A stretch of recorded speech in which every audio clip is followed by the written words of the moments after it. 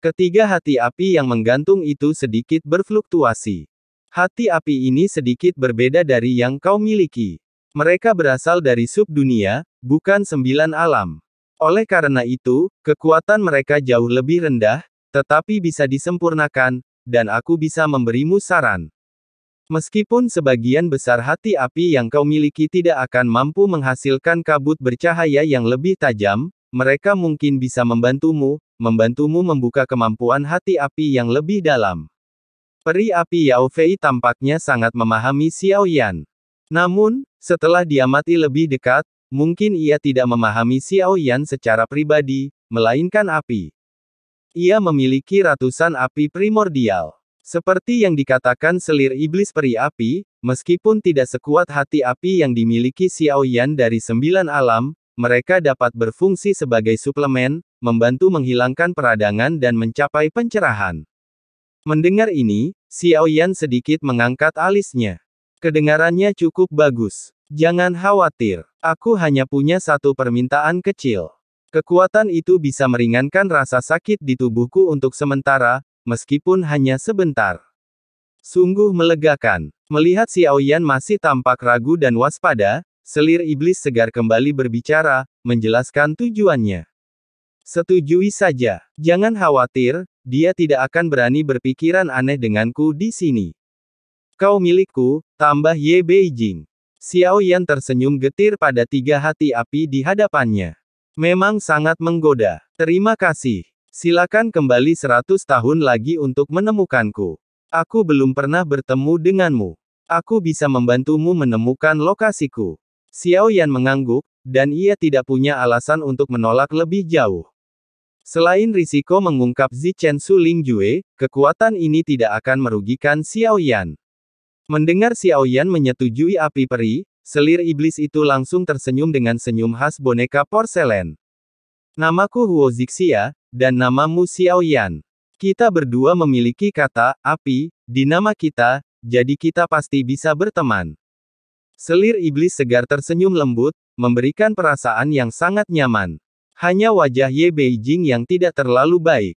Seperti yang kuduga, wanita seharusnya tidak dibiarkan terlalu nyaman, kalau tidak akan sangat menjijikkan, gumamnya pelan. Kemudian, Xiao Yan mengangkat tangannya untuk menerima tiga api, tetapi tidak langsung menelannya. Setulus apapun selir iblis segar, ia harus berhati-hati agar tidak disergap. Kalau begitu, sampai jumpa 100 tahun lagi. Aku punya sesuatu untuk diucapkan selamat tinggal sebelumnya. Xiao Yan tidak berusaha membujuk iblis api abadi Fei untuk tetap tinggal. Dia belum tahu banyak tentangnya, dan dia harus kembali ke alam dewa kuno, jadi dia tidak bisa membawanya. Lagi pula, alam dewa kuno adalah pusat sensi, dan dia tidak bisa membawa siapapun ke sana tanpa jaminan. Xiao Yan menyimpan tiga hati api pemberian selir iblis api abadi di Lingsu. Dia akan membuat rencana selanjutnya setelah yakin semuanya sempurna. Tepat saat Xiao Yan hendak pergi, King Teng dan anak buahnya maju, mengepalkan tangan dan membungkuk. Saudaraku, kau sungguh tangguh. Dilihat dari kendali api, ketenangan, dan kekuatan jiwamu, kau pasti seorang alkemis yang tangguh. King Teng menatap Xiao Yan, yang mengepalkan tangan dan sedikit membungkuk. King Teng tidak pernah menyusahkannya selama ini, dan ketika ia perlu berkorban untuk memadamkan api ungu, ia mempersembahkannya tanpa ragu. Ini saja sudah cukup untuk memenangkannya. Jika dia bisa mendapatkan akses ke kekuatan alkimia tingkat tinggi, itu akan menjadi suatu keharusan baginya sekarang. Karena kekuatannya meningkat, Xiao Yan juga ingin memurnikan beberapa ramuan untuk dirinya sendiri, ramuan yang dapat dengan cepat memulihkan ki, darah, dan kekuatan jiwa. Ini sangat penting. Dia tidak bisa terus-menerus meminta ki di alam ilahi kekacauan untuk itu. Segala sesuatu memiliki sebab dan akibat. Xiao Yan tidak dapat menentukan niat ki, tetapi dia memahaminya. Oleh karena itu, akan lebih baik jika dia dapat menukarnya dengan kemampuannya sendiri.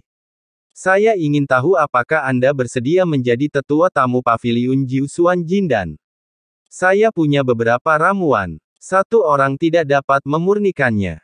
Jika Anda bersedia, Paviliun Jiusuan Jindan akan memberi Anda hadiah yang mahal. Melihat Xiao Yan tidak menanggapi, King Teng melanjutkan, mengatakan bahwa mampu memenangkannya akan menjadi pencapaian besar bagi Paviliun Jiusuan Jindan. Iya, kau tak bisa memanggilku. Jika aku perlu pergi, aku akan pergi sendiri. Ayah angkatku membutuhkan formula transendental untuk memulihkan kekuatan jiwanya. Xiao Yan tak malu-malu meminta formula transendental untuk memulihkan kekuatan jiwa. Saudaraku, formula seperti itu dianggap berharga di Paviliun 9 pil emas mendalam kita. King Teng tersenyum getir, tetapi ia tidak langsung menolak. Namun, itu juga berarti ia tak bisa memberikannya. Namun, meskipun aku tak punya formula transendental, aku masih bisa memberimu resep ramuan suci kekuatan jiwa, kata King Teng, mengungkapkan ketulusan hatinya. Ia mengangkat tangannya, dan sebuah slip giok melayang di telapak tangannya. Dengan lambaian tangannya, ia melemparkannya ke arah Xiao Yan. Ia memegang slip itu dan mengamatinya dengan kekuatan jiwanya.